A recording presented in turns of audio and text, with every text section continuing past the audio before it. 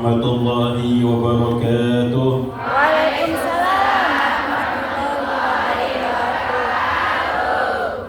Tapi pun Habib, dikit yang dari Lampung. Belum ada yang bisa jawab. belum. Oh iya. Jawa Timur semuanya. Ini udah pada makan semua ini. Udah pada makan. Alhamdulillah. Kira-kira habis makan ngantuk apa enggak? Kenyang. Kalau ngantuk kita doa sama-sama. Bismika Allahumma ahya wa bismika. Kalau mau tidur silakan. Insyaallah. Alhamdulillah, kita bersyukur kepada Allah Subhanahu wa taala atas limpahan nikmat serta karunia yang Allah Subhanahu wa taala berikan kepada kita, atas limpahan rahmat dan kasih sayang Allah Subhanahu wa taala, ya sehingga siang hari ini Masya Allah, Allah masih memberikan kita kesempatan untuk berkumpul bersama para habaib, para alim ulama, yang mudah-mudahan jadi wasilah keberkahan dari Allah. Mudah-mudahan hajat-hajat kita dimudahkan oleh Allah Subhanahu wa taala. Amin amin ya rabbal alamin. Alhamdulillah, alhamdulillahilladzi hadana bi'abdihil mukhtar man da'ana ilaihi bil idni wa qad nadana labbaika ya man dallana wa hadana. Wa asyhadu an la ilaha illallah wahdahu la syarika lah. وأشهد أن سيدنا ونبينا وحبيبنا محمدا عبده ورسوله.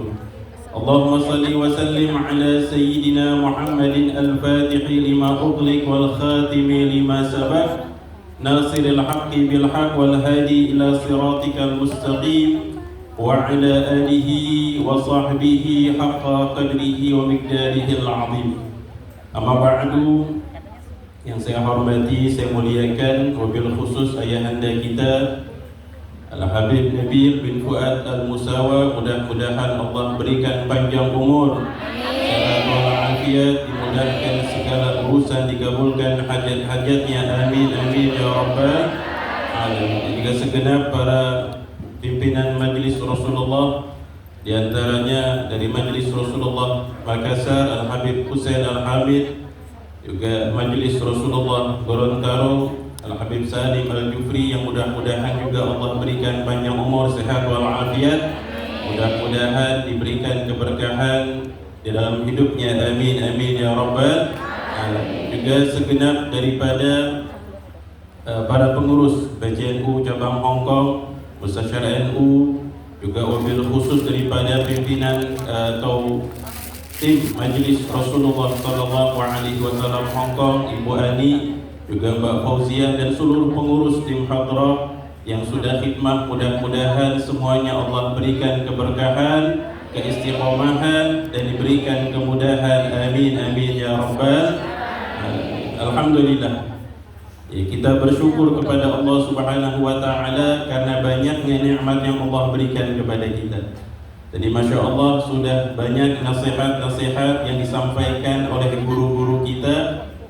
Begitu nikmat yang Allah berikan kepada kita ketika Allah jadikan kita sebagai umat yang terbaik, yaitu umat baginda Nabi kita Muhammad Sallallahu Alaihi Wasallam.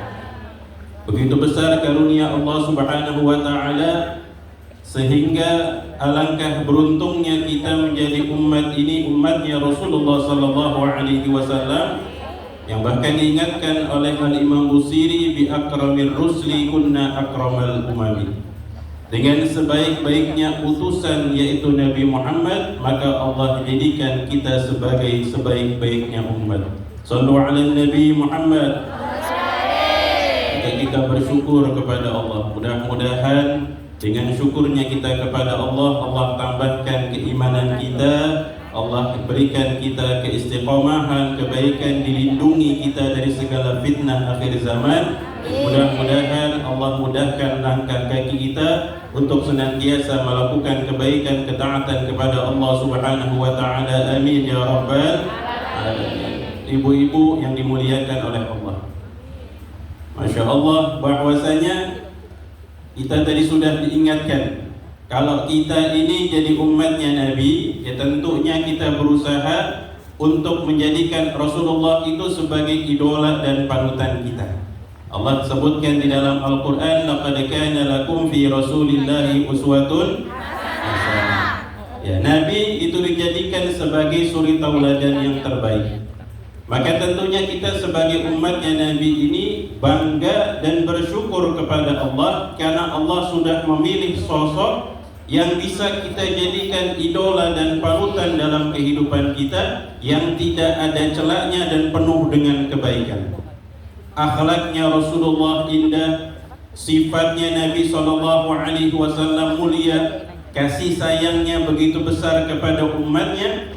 Ya, bahkan yang perlu kita ikuti dalam akhlaknya Nabi SAW, bahwasanya Rasulullah ini berbuat baik kepada siapapun.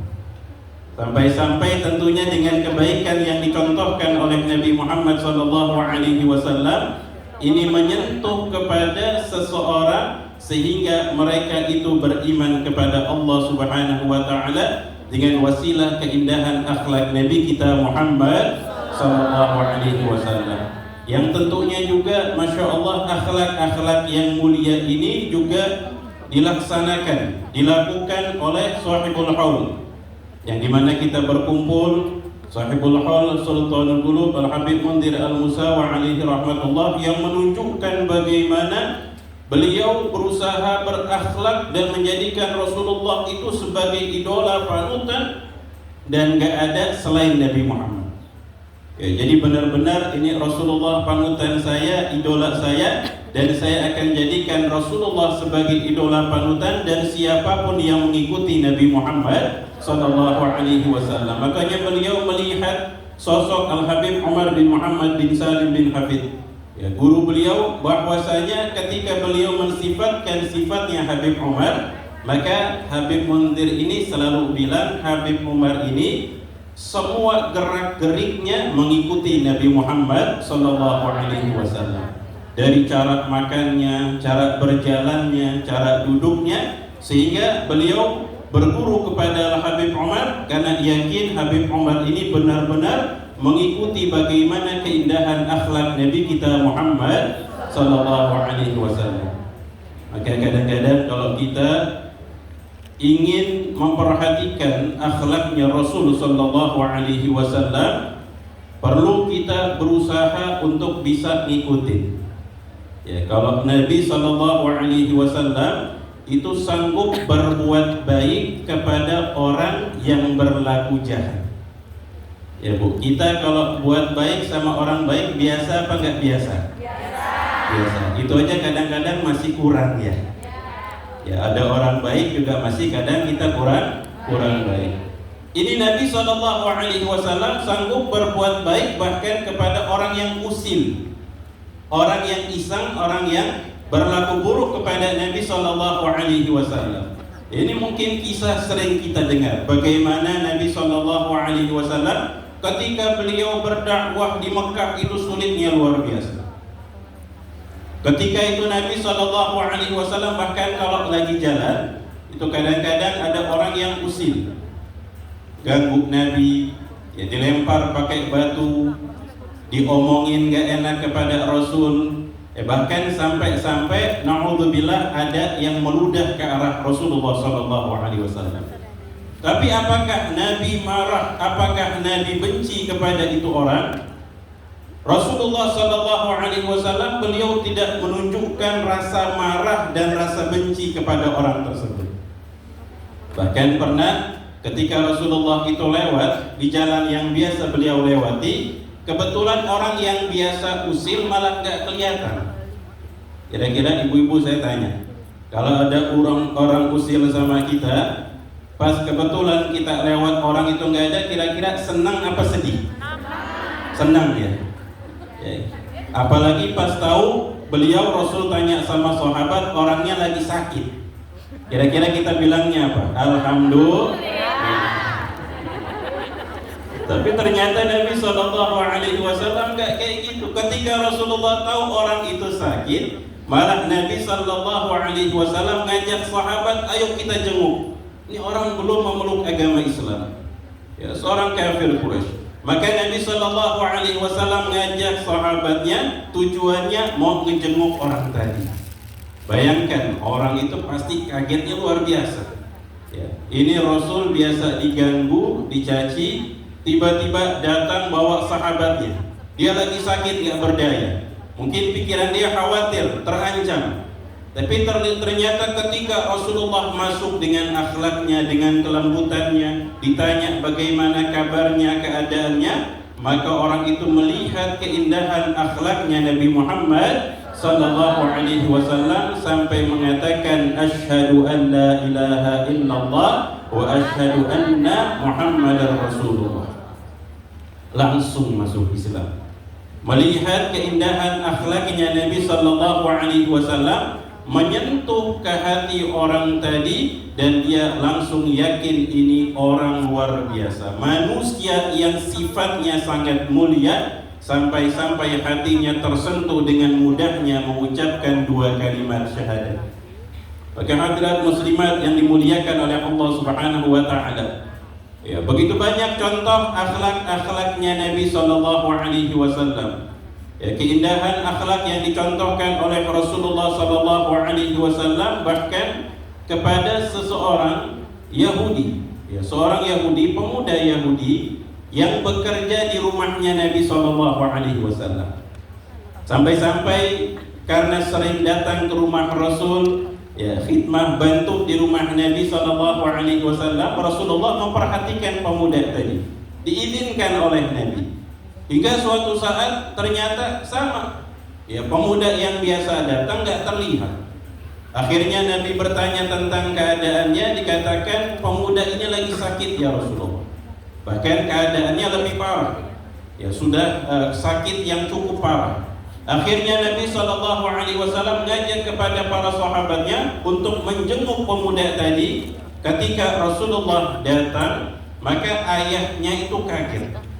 Ya, ayahnya seorang Yahudi, terkejut sama kedatangannya Nabi Sallallahu Alaihi Wasallam.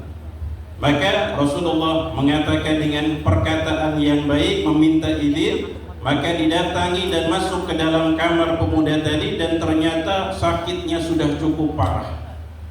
Maka Nabi Sallallahu Alaihi Wasallam memperhatikan wajah pemuda tadi. Rasulullah menginginkan pemuda ini wafat dalam keadaan iman kepada Allah Subhanahu wa taala. Menginginkan agar pemuda ini merasakan kebahagiaan yang abadi kelak di akhirat. Maka Masya Allah, ketika itu Rasulullah memperhatikan dan berharap keimanan, maka pemuda ini pun menatap ke arah wajah ayahnya. Ya, seakan-akan mau minta izin kepada ayahnya supaya diizinkan memeluk agama Islam. Ini ayahnya terharunya luar biasa. Ya, anak ini yang dahulu mungkin agak nakal, agak bandel, sering datang ke tempatnya Nabi, melihat akhlaknya Rasul, sifatnya itu berubah. Ada perangai-perangai yang berubah, yang akhirnya sang ayah ini malah senang kalau anaknya itu pergi mendatangi Nabi Muhammad Sallallahu Alaihi Wasallam. Ini juga sama kalau kita gambarkan, kita datang ke majelisnya Rasulullah Sallallahu Alaihi Wasallam. Kita datang ke majelis, mudah-mudahan akhlak kita tambah baik, sifat kita tambah mulia, mengikuti Nabi kita Muhammad Sallallahu Alaihi Wasallam. Maka ayahnya terharu melihat tatapan wajah sang anak yang berharap agar diizinkan. Kata ayahnya disebutkan di dalam hadis, "Ati' Abul Qasim."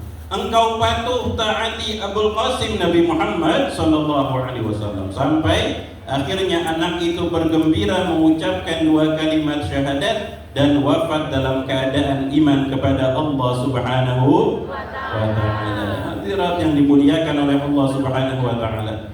Maka alhamdulillah, ya, mudah-mudahan kita ini dengan hadirnya di majlis ini, dan Masya Allah memperingati Hauliyah Al-Habib Munzir ini akhlaknya luar biasa.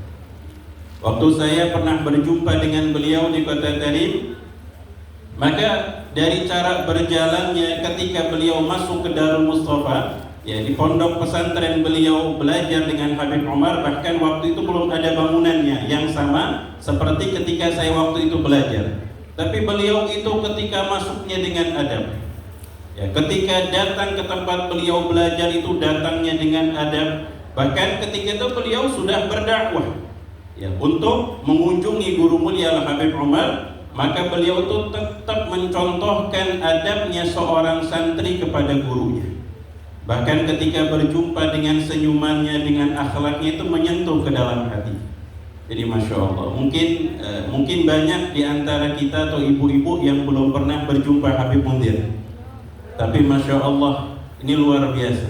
Ini wasilah juga yang indah kita Habib Nadir yang Masya Allah, kita ini walaupun belum pernah berjumpa, tapi bisa merasakan kerinduan dan kehangatan dakwahnya Habib Mundir Al-Musawa. Ini keikhlasan yang luar biasa. Dari akhlak yang luar biasa, karena memang beliau jadikan Nabi Muhammad itu sebagai panutan beliau.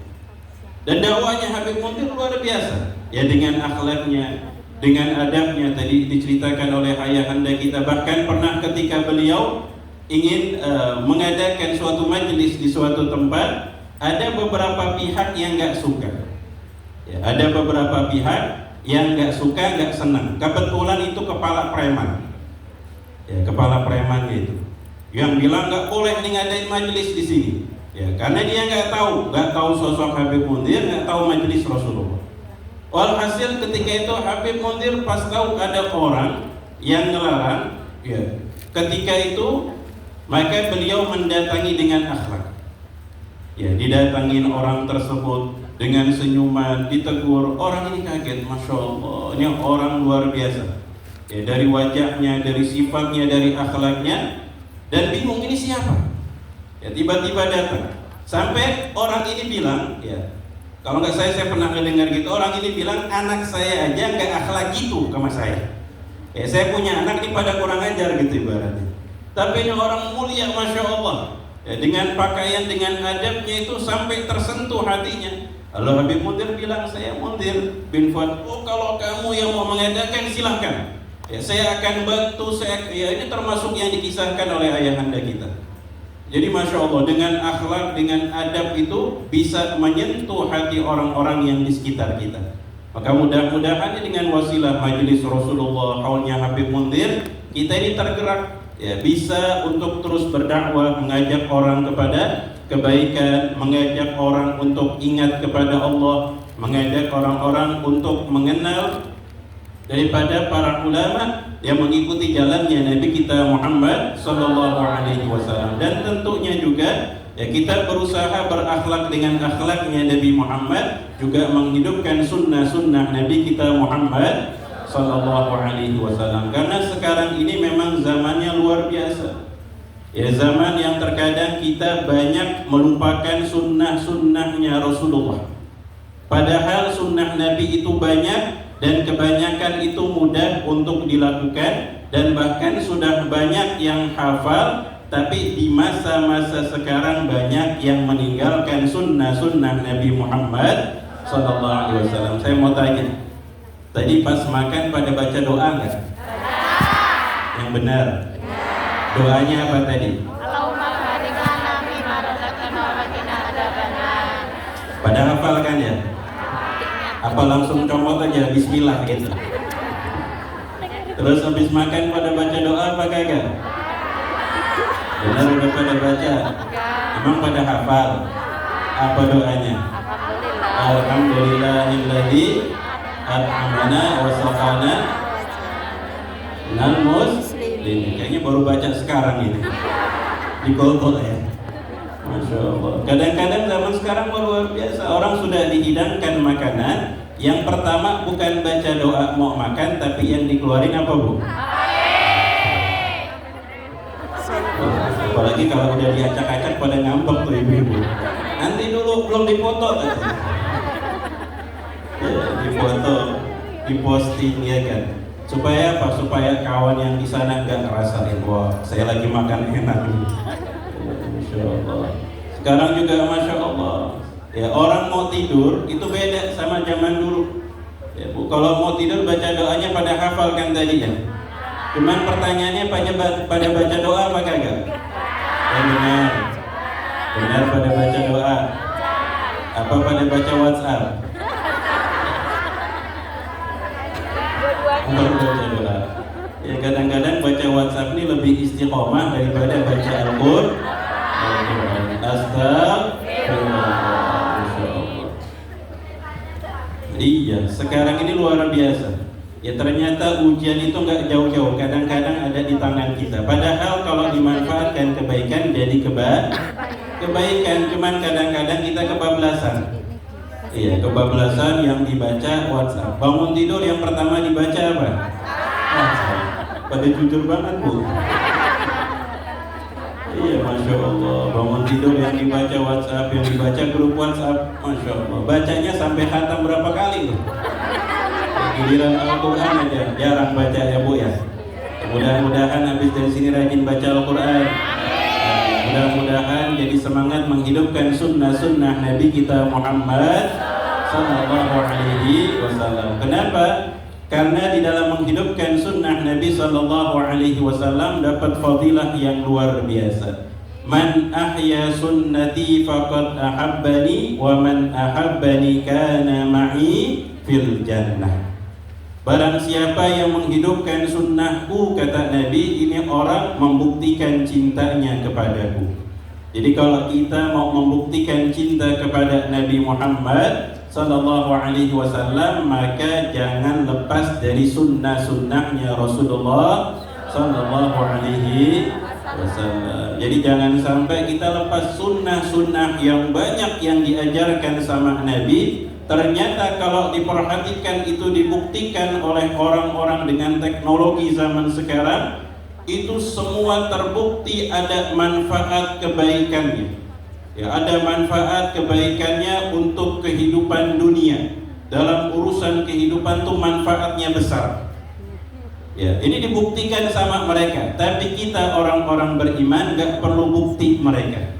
Karena apa? Poin kita menghidupkan sunnahnya Nabi Muhammad agar kita diakui sebagai orang-orang yang cinta kepada Nabi kita Muhammad Sallallahu Alaihi Wasallam. Hidupin sunnahnya Rasulullah, maka membuktikan cintanya kepada Nabi. Nggak nyampe di situ, Bu. Ternyata setelah dia membuktikan cintanya kepada Rasulullah dengan menghidupkan sunnahnya Nabi, maka nanti kelak di surga bersama Nabi Muhammad Sallallahu Alaihi Wasallam. Ini bukan hal yang remeh, hal yang sangat luar biasa. Para sahabat saja yang hidupnya sama Nabi Sallallahu Alaihi Wasallam, ada namanya Thauban, seorang sahabat yang bernama Thauban radhiyallahu anhu. Ketika sudah lama gak berjumpa dengan Nabi Muhammad, ketemu lagi sama Rasul, ini Thauban berubah keadaannya. Sampai Rasulullah itu gak ciran. Ya, gak keciranan siapa? Bilang, ini Thauban ya Rasulullah. Wa ma bika ya Thauban? Kenapa engkau berubah wahai Thauban? Maksudnya gimana? Dahulu itu Thauban badannya gemuk sehat. Ya, gemuk sehat, lama gak berjumpa dengan Nabi Sallallahu Alaihi Wasallam, seperti orang banyak pikiran. Akhirnya Nabi Sallallahu Alaihi Wasallam bertanya, kata Thauban, saya banyak pikiran ya Rasulullah. Jadi Bu ya, ini perlu kita pahami. Yang banyak pikiran bukan cuma kita doang. Ya Bu, kadang-kadang kita banyak pikiran, banyak merenung, akhirnya nggak ada baiknya. Tapi kalau pikirannya seperti Thauban, mah mulia. Ya Rasulullah, saya banyak pikiran. Ada pikiran yang terus terlintas dalam hati sanubari saya. Apa kata Rasulullah? Ya Rasulullah, saya memikirkan nanti ketika dalam keadaan sudah di akhirat, maka saya nggak tahu nasib saya. Kalau seandainya saya masuk neraka, itu saya nggak bisa berjumpa lagi denganmu. Jadi yang dikhawatirkan Thauban radhiyallahu anhu masuk ke dalam neraka itu bukan karena azab itu hal yang berat. Tapi yang dipikirkan azab yang dirasakan, yang dikhawatirkan adalah tidak bisa berjumpa dengan kekasih Nabi kita Muhammad sallallahu alaihi wasallam. Itu yang dikhawatirkan. Tidak bisa berjumpa denganmu ya Rasulullah. Kalau seandainya masuk ke dalam surga pun surganya beda derajat. Saya di bawah, engkau di atas. Surga yang yang paling tinggi. Maka saya akan sulit berjumpa denganmu ya Rasulullah. Ini yang difikirkan oleh sahabat yang hidupnya sama Nabi, berjuang sama Nabi, yang bisa melihat keindahan wajahnya Rasul, ternyata memikirkan nanti di akhirat bagaimana bisa bersama Nabi Muhammad sallallahu alaihi wasallam, sampai Allah menurunkan ayat wa may yuti'illaha war rasula fa ulaika ma'al ladzina an'ama Allahu 'alaihim minan nabiyyina wasiddiqina wasyuhada'i wassalihin wa hasuna ulaika rafiqa. Orang yang taat kepada Allah, yang taat kepada Rasul, maka akan mendapatkan posisi bersama para siddiqin, orang-orang yang jujur dan benar dalam keimanannya kepada Allah, ya, bersama para syuhada, orang-orang soleh, bersama para anbiya. Maka di sini Thauban merasa gembira dan berusaha meningkatkan ketaatan kepada Allah supaya bisa bersama Nabi Muhammad sallallahu alaihi wasallam. Maka mudah-mudahan ya Bu ya, kita tahu banyak sunnahnya Rasulullah, kita belajar, kita amalkan. Ya, jadi sunnah-sunnah yang sebenarnya mudah, yang sudah kadang-kadang kita lupakan, maka insya Allah kita hidupkan sunnah-sunnahnya Nabi kita Muhammad sallallahu alaihi wasallam, karena Rasulullah ingatan man ahya sunnati 'inda fasadi ummati fakana lahu ajru syahid. Orang yang menghidupkan sunnahku ketika banyak orang yang lalai, banyak orang yang nggak tahu, nggak mengerti dan melupakan sunnahnya Nabi Muhammad. Ya, ini termasuk ujiannya ibu-ibu nih, luar biasa. Ya, di lingkungan keadaan yang berbeda dengan negeri kita di Indonesia, ya tentunya ujiannya lebih berat ya Bu ya. Ujiannya lebih berat, tapi pahalanya juga lebih besar, insya Allah. Karena apa? Kalau bisa berjuang dengan keadaan yang semisal ini, menghidupkan sunnah Nabi, maka kata Rasulullah, pahalanya seperti orang yang syahid. Oh, pahalanya besar. Mudah-mudahan Allah kuatkan iman kita, dan mudah-mudahan Allah mantapkan keimanan kita kepada Allah Subhanahu wa taala. Jadikan perkumpulan ini perkumpulan penuh dengan keberkahan, bertambah kerinduan kita kepada Nabi kita Muhammad sallallahu alaihi wasallam, dan tentunya kita menjadikan Rasulullah sebagai suri tauladan di dalam kehidupan kita, menjadikan Rasulullah sebagai panutan di dalam kehidupan kita, dan mudah-mudahan ya dengan menghidupkan sunnah Rasul, berakhlak dengan akhlaknya Nabi Muhammad, kelak kita di surga berkumpulkan bersama Nabi kita Muhammad sallallahu alaihi wasallam bersama Habib Munzir dan para kekasih-kekasih. Mudah-mudahan Allah kabulkan semua hajat-hajat kita, amin amin ya rabbal alamin. Hadratul muslimat yang dimuliakan oleh Allah Subhanahu wa taala, waktu sudah habis, lebih 1 menit.